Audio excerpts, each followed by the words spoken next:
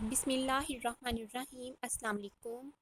حضرت ابو ہریرہ رضی اللہ عنہ سے روایت ہے کہ رسول اللہ صلی اللہ علیہ وآلہ وسلم نے فرمایا، جس نے ایک دن میں 100 مرتبہ یہ کہا لا الہ الا اللہ وحدہ لا شریک لہ لہ الملک و لہ الحمد وہو علی کل شیء قدیر، اللہ کے سوا کوئی معبود نہیں، وہ اکیلا ہے، اس کا کوئی شریک نہیں، اسی کے لیے بادشاہت ہے اور اسی کے لیے سب تعریف ہے، اور وہ ہر چیز پر قدرت رکھنے والا ہے، تو اس کو 10 غلام آزاد کرنے کا ثواب ملے گا، اور اس کے لیے 100 نیکیاں لکھی جائیں گی، اور اس کی 100 برائیاں معاف ہوں گی، اور اس دن شام تک وہ شیطان کے شر سے محفوظ رہے گا، اور روز قیامت اس سے افضل عمل کوئی نہ لائے گا مگر وہ شخص جس نے اس سے زیادہ بار یہی کہا ہوگا،